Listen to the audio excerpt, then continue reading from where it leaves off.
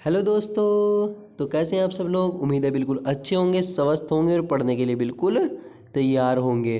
तो जैसे कि आप सब लोग जानते हैं कि हमने 10th क्लास की एक साइंस की की हुई है सीरीज चालू की हुई है, जिसमें हमने काफ़ी सारे टॉपिक आपको कवर करा चुके हैं। इससे पहले 4 चैप्टर जो हैं वो आपको कंप्लीट करा चुके हैं बिल्कुल टॉपिक वाइज, उसकी वीडियो बना करके अलग अलग उनकी प्लेलिस्ट बना करके। जिस बच्चे ने वह नहीं देखी है वो जा कर के हमारी प्लेलिस्ट देख सकता है, और साथ ही हम उसको डिस्क्रिप्शन में भी आपको दे देंगे। ठीक है, चलिए। और जैसे कि आप सब लोग जानते हैं कि हम पढ़ रहे हैं चैप्टर 5, जिसका नाम है तत्वों का आवर्त वर्गीकरण, पीरियोडिक क्लासिफिकेशन ऑफ एलिमेंट्स। हमारे यूट्यूब चैनल का नाम है स्टडी रूम 2.0। और जैसे कि आप सब जानते हैं कि ये आपका पार्ट 3 है। इससे पहले जो है 2 वीडियो हम जो है इस चैप्टर की भी ऑलरेडी अपलोड कर चुके हैं। उम्मीद है वो आपको बिल्कुल ही अच्छे से समझ में आ गई होगी। हमारा पर्पज़ साइंस की सीरीज चालू करने का ये है कि जो बच्चा ट्यूशन की फ़ीस नहीं दे पाता है तो उसके लिए ये बिल्कुल सफिशेंट है। आप इसको एक ही वीडियो देख करके आपको पूरा टॉपिक क्लियर कराया जाता है इस चैनल पर।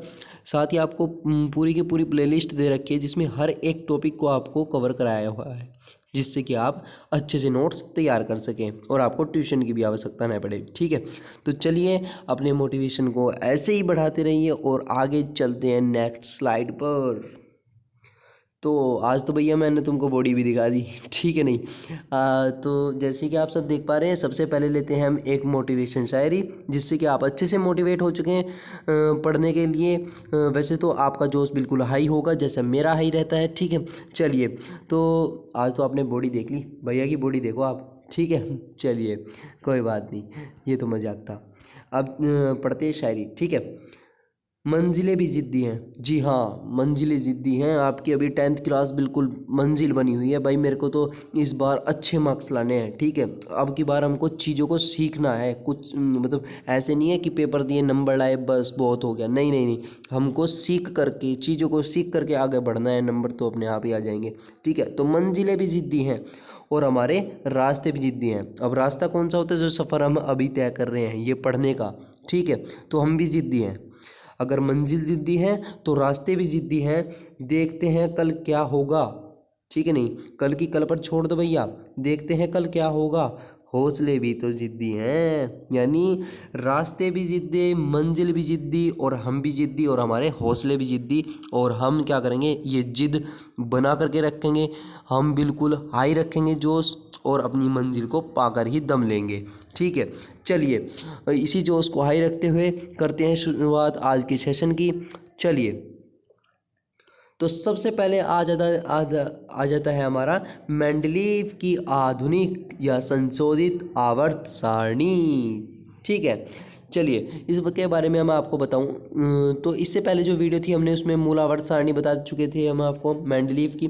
ठीक है, अब आ जाती है संशोधित। यानी क्या हुआ, जो आपकी मूल आवर्त सारणी थी उसमें ही थोड़ा सा संशोधन कर दिया, उसको ही और बेहतर बना दिया। क्योंकि हमारे वैज्ञानिक हैं, वैज्ञानिक तो आराम से बैठने वालों में से नहीं है भाई। ठीक है, उन्हें तो और ज़्यादा अच्छा प्रोसेस चाहिए, और ज़्यादा अच्छा कंटेंट चाहिए, जिससे कि हम क्या कर सकें, आसानी से तत्वों को याद कर सकें। जो हमारी आवर्त सारणी बनाने का मतलब उद्देश्य यही था कि जो हमारे तत्व हैं, ठीक है, वो हमें मिल रहे हैं। अब हम उनको क्या करते हैं, एक ऐसे प्रोसेस दे देते हैं कि एक तत्व का हम भौतिक गुण या रासायनिक गुण या कुछ भी उसके बारे में पढ़े तो बाकी का अपने आप ज्ञान हो जाए, जो उसके जैसे तत्व होंगे। ठीक है नहीं, तो उसमें क्या हुआ कि इन्होंने मूलावर्त सारणी दी थी मेंडलीव जी ने। अब क्या किया कि उसको भी और आधुनिक और संशोधित किया। ठीक है नहीं, उसको सही करने का और प्रयास किया गया जिससे वो और आधुनिक हो सके। ठीक है, तो चलिए पढ़ते हैं। परमाणु संरचना, रेडियो एक्टिवता, समस्थानिकों व संभारिकों की खोज तथा मेंडलीव की मूल आवर्त सारणी की कमियों से स्पष्ट हो गया। ठीक है नहीं, ये क्या हुआ कि जो हमारी परमाणु संरचना थी, रेडियो एक्टिविटी थी, और हमारी समस्थानिकों संभारिकों की, तो मूलावर्त में जो मूलावर्त सारणी थी उसमें संभारिकों और समस्थानिकों तो स्थान था ही नहीं।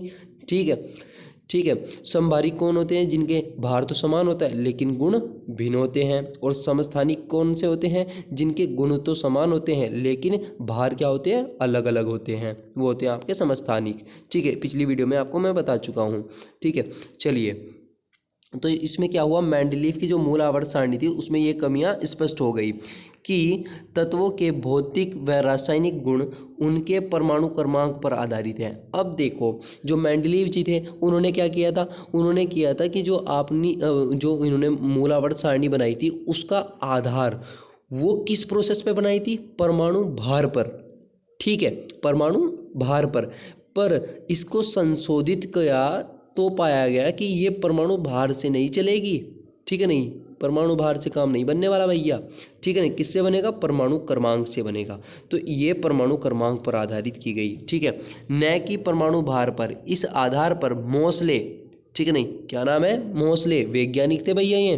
ठीक है नहीं, ये वैज्ञानिक थे मोसले जी। ठीक है, मोसले ने सन 1913 में, भैया 2023 की बात ना है, 1923 में भाग जो। ठीक है, बगलो। ठीक है नहीं, 1913 में पहुंच गए हम।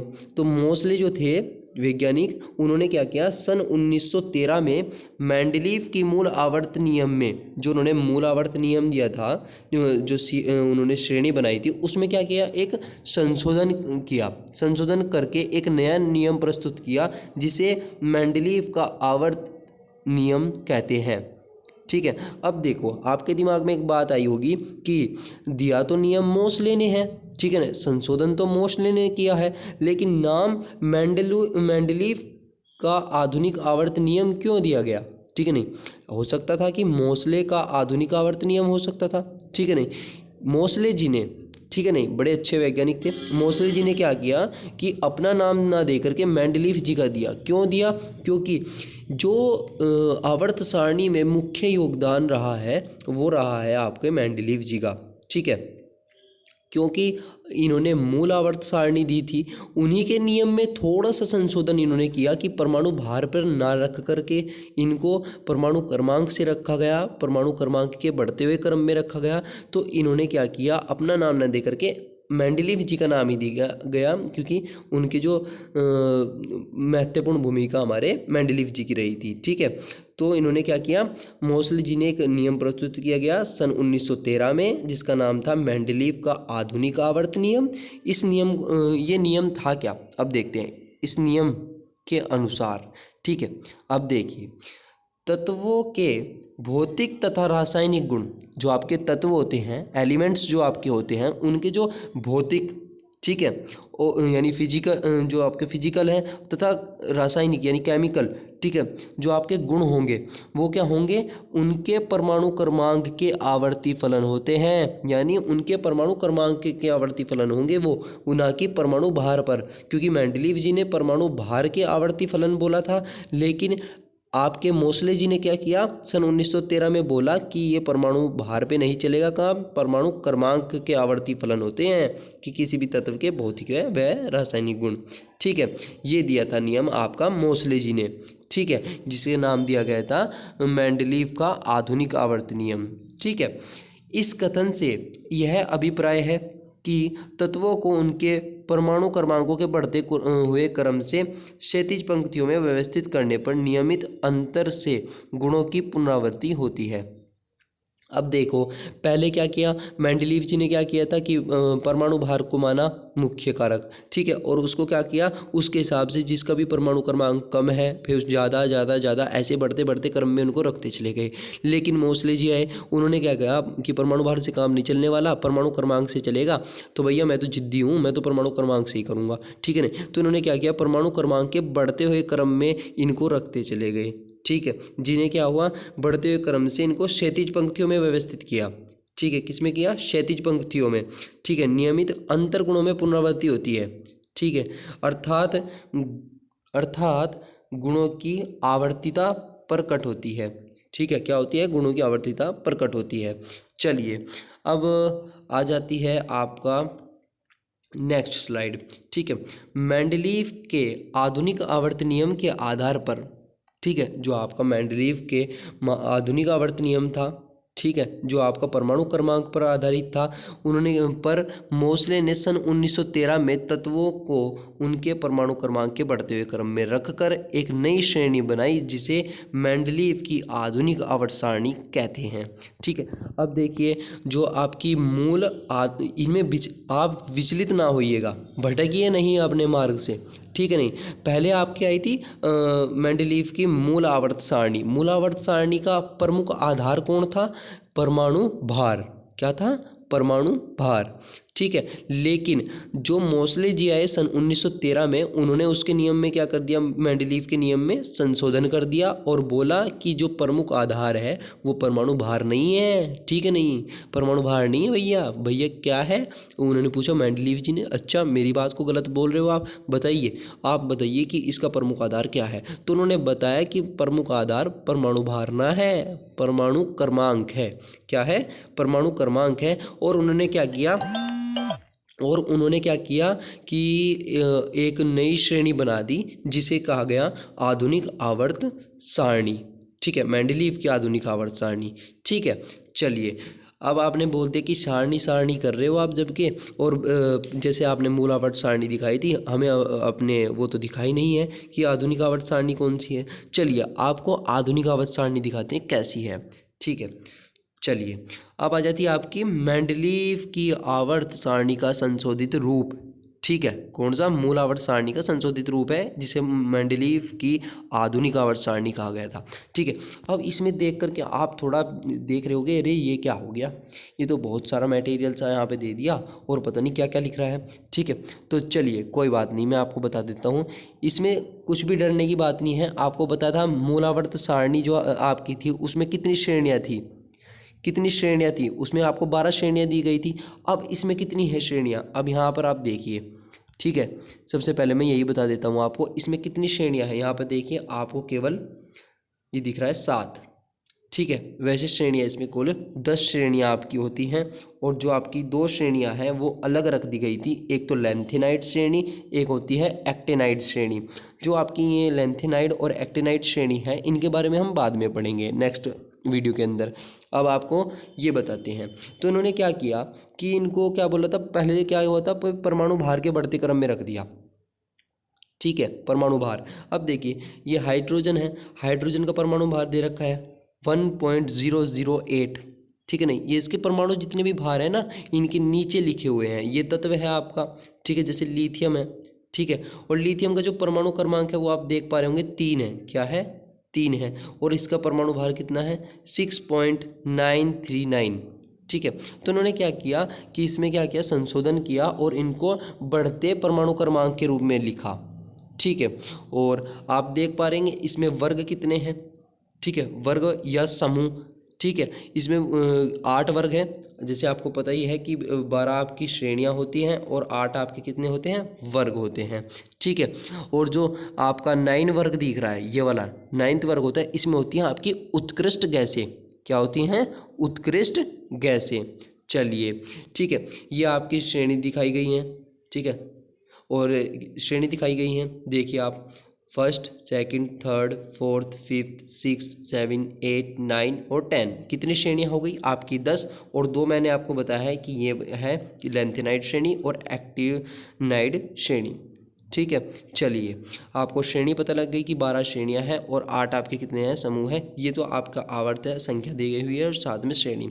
ठीक है, चलिए अब आप देख पा रहे होंगे यहाँ पर आपको काफ़ी सारे तत्व दिख रहे हैं। क्या दिख रहे हैं? तत्व।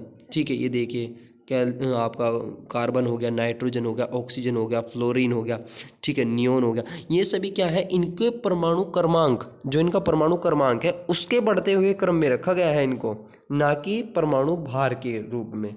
ठीक है, चलिए इन्होंने क्या किया कि एक पूरी श्रेणी दे दी। अब आपको इसके बारे में जानकारी देते हैं। क्या देते हैं? जानकारी। अब आपको इसके बारे में कुछ लक्षण हम आपको मेंडलीव के आवर्त जो आधुनिक आवर्त सारणी है इसके बारे में देंगे। चलिए चलते हैं नेक्स्ट स्लाइड पर। आपने देख लिया, अब देखिए आप। ठीक है, अब देखेंगे हम इसके जो आपको आधुनिक आवर्त सारणी दी गई है, मेंडलीव की आधुनिक आवर्त सारणी के मुख्य लक्षण हम पढ़ेंगे। ठीक है, ध्यान से पढ़िएगा बच्चों। ठीक है, पहला क्या है? आधुनिक आवर्त सारणी में तत्वों को परमाणु क्रमांक के बढ़ते हुए क्रम में 10 क्षैतिज पंक्तियों में रखा गया। इन क्षैतिज पंक्तियों को श्रेणियां कहते हैं। अब चलिए वापस स्लाइड पे। अब देखिए हमने आपको क्या बोला, हमने आपको बोला कि कितनी श्रेणियां हैं, 10 आपकी श्रेणियां हैं, दी गई हैं श्रेणियां आपको 10 श्रेणियां, और 10 श्रेणियां हैं। आपको पता है कि जो ये आपकी ये लाइन होती हैं, कौन सी आपकी, जो ये ऐसे ऐसे लाइन जा रही हैं ये, ठीक है, ये क्या है आपकी श्रेणियां हैं जो इस ओर है। और जो आप ये वाली श्रेणियां ये देख रहे हो, जो आपके कॉलम हैं, ये आपके क्या बोलते हैं, वर्ग बोले जाते हैं। ये वर्ग बोल लो या समूह बोल लो इनको, ठीक है। चलिए थोड़ा मैं इसको क्या कर देता हूँ, साफ कर देता हूँ, ठीक है। चलिए बहुत ही अच्छे, बहुत अच्छे, आप समझ गए होंगे बिल्कुल, ठीक है। नहीं चलिए, अब आपको पता लग गया है क्या कि आपकी कितनी श्रेणियां हैं, आपकी 10 श्रेणियां हैं, बिल्कुल समझ गए। हमने इसको कहाँ में रखा है, बढ़ते हुए परमाणु क्रमांक के अनुसार, ना कि परमाणु भार के। ध्यान रखेंगे, क्वेश्चन आ सकता है आपके पेपर में कि आधुनिक आवर्त सारणी किसके आधार पर है, आपको बताना है कि परमाणु क्रमांक के आधार पर रखे गए थे तत्व, ठीक है, ना कि परमाणु भार के। चलिए ठीक है, अब ये फर्स्ट पॉइंट आपका क्लियर हो गया। अब देखते हैं, आपको सेकंड पॉइंट बताते हैं, ठीक है। देखिए तत्वों की 10 श्रेणियां 7 क्षैतिज कॉलमों और 9 खड़े कॉलमों में बांटी गई हैं। अब देखिए वापस स्लाइड में दिखाता हूँ आपको, आपकी कितनी है, 10 श्रेणियां हैं। आपको कितनी श्रेणियों में बांटी गई है, 7 में, और 9 कॉलमों में, 9 कॉलमों में। अब देखो 9 कॉलम कैसे बोलोगे आप, भाई 9 कॉलम कैसे हो गए, भाई देखो यहाँ से लेकर के यहाँ तक है आपके 8 और 1 हो गया, ये आपका 9। ये कौन सा है, उत्कृष्ट गैस होगा, ठीक है। चलिए आपकी बात को बिल्कुल समझ गए भैया, बांटी गई है, बिल्कुल सही बात है। अब देखिए 7 क्षैतिज कॉलमों को आवर्त या पीरियड, क्या आवर्त या पीरियड, और 9 खड़े कॉलमों को ग्रुप कहा जाता है या वर्ग कहा जाता है। जो आपको ये खड़े कॉलम ऐसे दिख रहे हैं, इनको बोलते हैं वर्ग बोल लो, या बोल लो इनको समूह बोल लो, या ग्रुप बोल लो, ठीक है। और आपके जो ये जो लेटे हुए हैं, जो ऐसे ये लेटे हुए हैं, ठीक है, ये आपके क्या बोले जाते हैं, पीरियड, क्या बोले जाते हैं, पीरियड बोल देते हैं, और श्रेणियाँ इनको बोला जाता है, ठीक है। चलिए आप इसे भी बिल्कुल समझ गए होंगे, बहुत ही अच्छे, अरे समझदार बच्चे हो आप तो, ठीक है। नहीं, एक बारी में बिल्कुल समझ जाते हो। चलिए अब आइए, ये आप बिल्कुल समझ गए। अब दोबारा आइए, अब आ जाता है आपका नेक्स्ट लाइन, देखिए आप, आवर्त सारणी में कुल 7 आवर्त, कितने आवर्त हैं, 7 आवर्त, 1 से 7 तक, और 9 वर्ग से फर्स्ट से 8 और 0 वर्ग हैं। अब देखो बात यही है, यही बताया गया है आपको, यहाँ पे क्या है, फर्स्ट से लेके 8 तक और 0 वर्ग हैं आपके, ठीक है। वर्ग यानी कॉलम की बात हो रही है, कितने हैं, इतने हैं, और 7 कितनी है आपके पास, श्रेणियाँ यानी पीरियड है आपके पास। चलिए बहुत ही अच्छे, ठीक है। वर्ग 0 और वर्ग 8, VII ट्रिपल आई, ठीक है, ये रोमन अंक में लिखा हुआ है VII, ठीक है, ये वाला, और 0, इसमें क्या है ये भी पढ़ते हैं हम। आई को छोड़कर अन्य सभी वर्गों को 2 उपवर्गों में विभाजित किया गया है। अब आपको देखिए, ठीक है, वर्ग 0 और 8 को छोड़ दो, और बाकी सबको देखो, वो 2-2 उपवर्गों में विभाजित है क्या। अब दोबारा देखते हैं, श्रेणी में चलते हैं, देखो ध्यान से देखो है क्या, देखो दिख रहा है भैया, नहीं दिख रहा, अरे हम दिखाते हैं, हम किस लिए बैठे हैं, हम बताते हैं आपको कहाँ है। देखिए आपको क्या बोला है, 8th को छोड़ दो और 0 को छोड़ दो, छोड़ दो, छोड़ दिया जी। इनमें क्या है, दो उपवर्गों में नहीं बांटा गया। अब देखिए आपको आवर्त 5, 4, 5, 6 और 7 देखिए। अब देखिए इसमें ना, ये देखो अगर मैं बीच में लाइन ये डाल दूँ, ऐसे ऐसे ऐसे लाइन डाल दूँ, तो आप देख पा रहे होंगे कि यहाँ पर क्या हो रहा है, 2 वर्गों में, 2 उपवर्गों में बांटा गया है इनको, ठीक है। ये देखो यहाँ पे 4th को और 5th को भी 2 उपवर्गों में बांटा गया है, ठीक है, ऐसे है, समझ रहे आप बात को। यहाँ पर आपका पोटेशियम हो गया, और नीचे क्या, कॉपर हो गया, ये हो गया 2 उपवर्गों में इनको बांटा गया है, ऊपर नीचे रख करके, ठीक है। वही बात आपको वहाँ पर बताई गई है ना, ऐसा कुछ भी इसमें नहीं हो रखा, किसमें, 8th में और 0 में, ठीक है, इस वर्ग में बिल्कुल भी नहीं है, ठीक है। चलिए बहुत अच्छे। उसके बाद आपका आ जाता है, जिन्हें उपवर्ग ए और बी कहते हैं। अब जो आपको ये उपवर्ग में बांटा गया है ना, इनको क्या बोलते हैं, ए और बी उपवर्ग, ठीक है, क्या बोलते हैं ए और बी, ठीक है। चलिए देखिए ये तो मैंने बोल दिया ऐसे, ठीक है। अब आप एक चीज़ देखिए, ठीक है, क्या देखिए, अब देखिए आपको मैं दिखाता हूँ, ठीक है। ये ए उपवर्ग वाले तत्व हैं वो इस साइड है, ठीक है, और बी वाले उपवर्ग जो हैं वो इस साइड है, दिख रहे हैं आप। चलिए मैं आपको एक बार रफ करके ना बिल्कुल अच्छे से दिखाता हूँ कि मैं कहना क्या चाह रहा हूँ, ठीक है, जिससे कि आप अच्छे से समझ जाए, कोई डाउट आपके मन में ना रहे, ठीक है।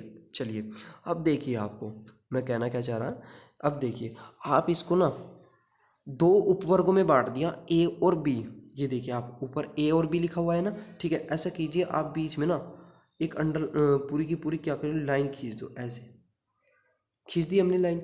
अब देखो ए वाले पार्ट जो हो गया अलग हो गया और बी वाला पार्ट क्या हो गया, अलग हो गया, ठीक है। और यहाँ पे कोई उपवर्ग है ही नहीं, ना ए है और ना हमारा बी है, यहाँ पे ना 8th में और 0 में कोई उपवर्ग नहीं है। अब ऊपर देखिए आप ए और जो बी है ना वो केवल 7 तक हैं, फर्स्ट से लेके 7 तक हैं, और ये कहाँ तक है, और ये दो उपवर्गों में देखो हर में ए और बी, कॉपर अलग है पोटेशियम अलग है। ये देखिए इस वर्ग में देखिए आप क्या है जो आपका पोटेशियम है और कॉपर है अलग अलग वर्ग में है।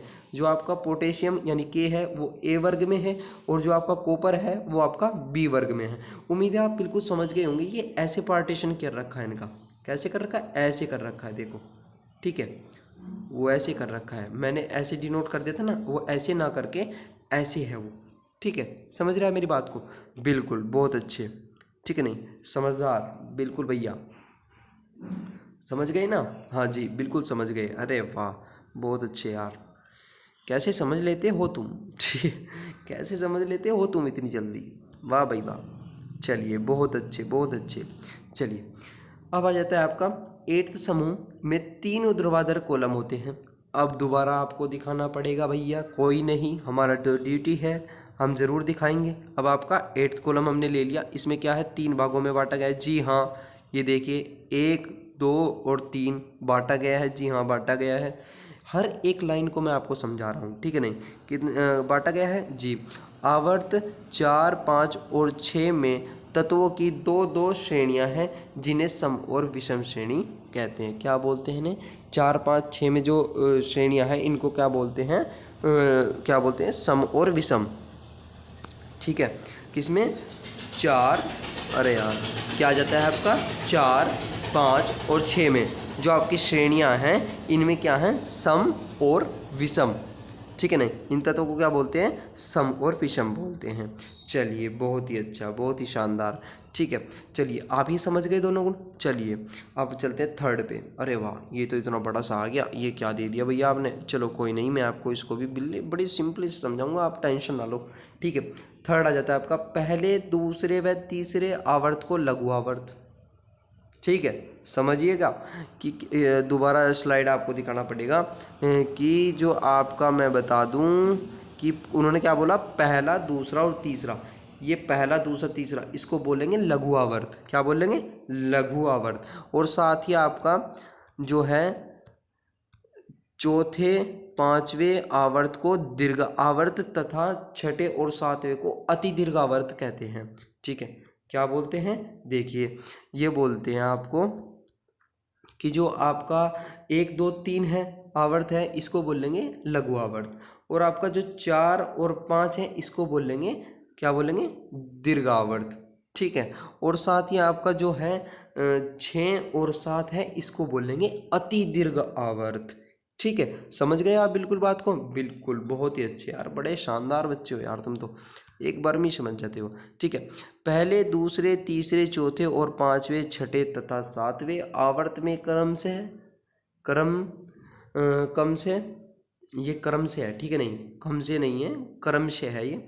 2 8 18 18 32 तथा 23 तत्व हैं, ठीक है। कितने हैं, 2 हैं, ये देखिए फर्स्ट सेकंड, ठीक है। 18 नहीं 2 8 1 2 3 4 5 6 7 और 8, ठीक है ऐसे, ठीक है।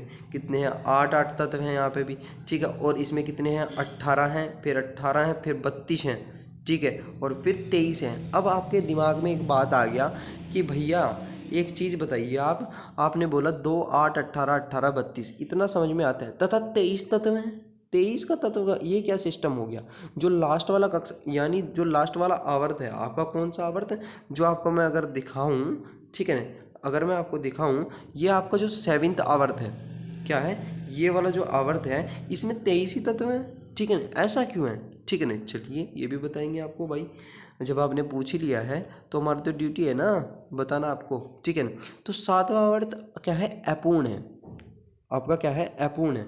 अति दीर्घ आवर्त में 6 से 32 तत्व हैं। जी बिल्कुल, अति दीर्घ आवर्त में, ठीक है नहीं, अति दीर्घ आवर्त में ये देखिए आपका अति दीर्घ आवर्त कौन सा है, ठीक है, 5 से 6 ये वाला। इसमें क्या है? 6 से लेकर के 32 तत्व हैं, ठीक है जी बिल्कुल है, मान लिया बात को आपकी। उसके बाद जिनमें से 14 तत्व जिनका परमाणु क्रमांक 58 से 71 को श्रेणियों के नीचे दुर्लभ मृदा तत्वों के रूप में लेंथेनाइट श्रेणी में के नाम में रखा गया है। अब देखिए जो 58 से 71, ठीक है ना, कहाँ से लेकर के 58 से, ये देखो 58 से शुरू है और 71 पर ख़त्म है। 58 से जो 71 के तत्व हैं जिनका परमाणु क्रमांक है, उनको क्या है नीचे लेंथेनाइट श्रेणी में रखा गया है। क्यों रखा गया है? क्योंकि अगर इनको हम बढ़ते परमाणु क्रमांक के रूप में ना ऊपर श्रेणी में रख दें, ठीक है, तो इनके गुण क्या हैं? अलग अलग हैं। ये क्या करेंगे, जो पूरी आपकी श्रेणी ऊपर बनी हुई है इसको खराब कर देंगे, ठीक है, अगर मैंने इसको ऊपर रख दिया। समझ रहे हैं मेरी बात को? कहाँ से? 58 से लेकर के आपका पूरा 71 तक, ठीक है, वो क्या है? खराब कर देंगे भैया इसको। समझ रहे हैं मेरी बात को? समझ गए ना? ठीक है, चलो बड़ी अच्छी बात है, आप बिल्कुल इसको समझ गए होंगे। चलिए चलते हैं स्लाइड पर वापस, ठीक है। इन तत्वों को आवर्त सारणी के परमाणु क्रमांक के बढ़ते हुए क्रम में रखने पर, वही बात है कि अगर इनको हम क्या करें कि तत्वों के परमाणु क्रमांक इनका बढ़ा करके जो इनका परमाणु क्रमांक है वास्तव में, उसके हिसाब से अगर हम इसको श्रेणी में रख दें तो ये सारणी की व्यवस्था को भंग हो जाती है। अगर हम सारणी में रख दें इनको तो सारणी भंग हो जाती है, तो इनको अलग श्रेणी में रख दिया गया जिनका नाम था लेंथेनाइट श्रेणी। चलिए बहुत अच्छे। आवर्त 7 के सभी तत्व 23 तत्व ज्ञात हैं। अभी तक जो 7वां आपका आवर्त है ना, उसमें केवल 23 तत्व हैं। और क्यों हैं? क्योंकि अभी तक इतने ही पाए गए हैं। अगर फ्यूचर में और ज़्यादा मिलते हैं, भविष्य काल में आपको और ज़्यादा जो हमारे वैज्ञानिक हैं वो खोजते हैं, तो आगे इस श्रेणी में बढ़ते जाएंगे और रखते चले जाएंगे। जिन्हें 14 तत्व परमाणु क्रमांक 90 से लेके 103 तक, अब देखो जिनका परमाणु क्रमांक ना 90 से लेके 103 तक है ना, उनको रखा गया है एक्टेनाइड श्रेणी में, ठीक है, को श्रेणी के नीचे एक श्रेणी के रूप में रखा गया है जिसे एक्टेनाइड श्रेणी कहा जाता है। अब देखिए सेम प्रोसेस आपको दिखाया जाए, नीचे है एक्टेनाइड श्रेणी, 90 से कहाँ से शुरुआत है? 103 तक, ठीक है, ये सारे हैं आपके। अब इनमें क्या है कि अगर इनको भी हम ऊपर श्रेणी में, इस वाली श्रेणी में रख देना, तो ये क्या करेंगे, इनके गुण हैं अलग, और वहाँ पर रखने पर इनको क्या हो जाएगा, ये आपकी श्रेणी की व्यवस्था जो है वो बिगड़ जाएगी। तो इन्होंने क्या किया, जो आपका लेंथेनाइट श्रेणी जो 58 से लेकर 71 तक के जिनके परमाणु क्रमांक थे, और साथ ही एक्टेनाइट श्रेणी यानी जिनके परमाणु क्रमांक 90 से 103 थे, इनको क्या किया कि बाहर रख दिया, क्योंकि ये सबसे अलग थे, ठीक है, एक्टेनाइट श्रेणी में और लेंथेनाइट श्रेणी में। चलिए बहुत अच्छी बात है। इन तत्वों को परमाणु क्रमांकों के बढ़ते हुए क्रम में सारणी में रखने पर सारणी की व्यवस्था भंग हो जाती है। जी हाँ, ये मैं आपको बता चुका हूँ कि श्रेणी क्या हो जाएगी, भंग हो जाएगी भैया, क्योंकि इनका काम नहीं चल रहा वहाँ, ये सभी क्या हैं, अलग अलग बंदे हैं, ठीक है, इनको अलग ही रहने दो, ठीक है। तो इनको अलग रख दिया जिससे कि आपकी जो श्रेणी है उसकी जो व्यवस्था है कि भंग ना हो, ठीक है, वो बिल्कुल अच्छी और शुद्ध बनी रहे, ठीक है। चलिए चलते हैं नेक्स्ट स्लाइड पर। अब आ जाता है आपका 4th पॉइंट। प्रत्येक आवर्त का पहला तत्व क्षार धातु तथा अंतिम तत्व अकरिय गैस है, ठीक है। पहला तत्व क्या है? क्षार है, और अंतिम तत्व क्या है? अकरिय गैस है। परंतु अपवाद के रूप में क्या है, प्रथम आवर्त क्या है? पहला तत्व H है, ठीक है। पहला तत्व क्या है? हाइड्रोजन है। अब देखिए आप, ठीक है, यहाँ पर आप पहला तत्व अगर देखें क्या है आपका, H है। H क्या होता है आपका? हाइड्रोजन, ठीक है। और वैसे क्या है तत्व में, आखिरी जो तत्व है आपका वो क्या है? उत्कृष्ट गैस, ठीक है। तो क्या है आपका? गैस है। और साथ ही पहला तत्व क्या है आपका? आपका क्या है? क्षार है। हालांकि अपवाद में क्या है इसके? H है। चलिए बड़ी अच्छी बात है, आपको समझ में आ गया, ठीक है। अब चलिए इस श्रेणी में भी किसी आवर्त में, ठीक है, किसी भी आवर्त में जो आपकी आधुनिक आवर्त सारणी है, इस कोई से भी आवर्त आप ले लो, इसमें भी क्या हो, अगर बाईं से दाईं ओर चलने पर तत्वों के गुणों में क्रमित रूप में परिवर्तन होता है। आप क्या देखते हैं कि अगर आप बाईं से दाईं ओर चलते हैं, यानी क्या चलते हैं, आपकी जो आधुनिक आवर्त सारणी है इसमें इस साइड से इस साइड चलते हैं आप, तो आपका क्या होता है, आपका होता है कि उनके जो गुण होते हैं तत्वों के, उनमें क्या होता है, क्रमित रूप से परिवर्तन होता है। और अगले आवर्त के गुणों में पुनरावृत्ति होती है। जो अगले आवर्त होंगे उनमें क्या होगा, इनका पुनरावृत्ति होगा। इस लक्षण को तत्वों के गुणों की आवर्तिता कहते हैं। इस लक्षण के कारण ही तत्वों की यह क्रमबद्ध व्यवस्था आवर्त सारणी कहलाती है। क्या कहलाती है, आवर्त सारणी कहलाती है। ठीक है, तो ये थे आपके जो आधुनिक आवर्त सारणी है मेंडलीव की, इसके लक्षण। ठीक है, क्या थे, लक्षण। आप समझ गए इसको पूरा। ठीक है, तो उम्मीद है आप इस सब को क्या है बिल्कुल लास्ट तक समझ गए होंगे। ठीक है, उम्मीद है मैंने पूरा आसान एक्सप्लेनेशन से आपको समझाने की कोशिश की है। ठीक है, तो अगर आपको वीडियो अच्छी लगी हो, लाइक कमेंट शेयर, और चैनल पर नए हो तो सब्सक्राइब करना न भूलें। हमारे चैनल का नाम है स्टडी रूम 2.0, और आने वाली वीडियोस में मैं इससे आगे का टॉपिक आपको कवर कराऊंगा, जिससे कि आप अच्छे से पढ़ सकें, तैयार हो सकें, अपने पेपर में झंडे गाड़ सकें। ठीक है, नहीं, बिल्कुल। ठीक है, तो मैं आपको बस यही दुआ करूँगा, आप अपनी सेहत का ध्यान रखते रहिए, साथ ही साथ डेली पढ़ते रहिए, और अपना प्यार हमारे साथ बिल्कुल बना कर रखिए, जिससे कि हम आपके साथ घुल मिल करके आपका और हमारा परिवार बहुत ही बड़ा हो जाए। ठीक है, नहीं, चलिए, बहुत अच्छी बात है। चलिए, तो अंत में यही कहना चाहूँगा, पढ़ते रहिए, नोट्स बनाते रहिए, रिवीजन करते रहिए, और साथ ही साथ हमारे साथ अपना प्यार बनाते रहिए। तब तक के लिए मिलते हैं नेक्स्ट सेशन के अंदर। ठीक है, तब तक के लिए आपको जय हिंद, जय भारत।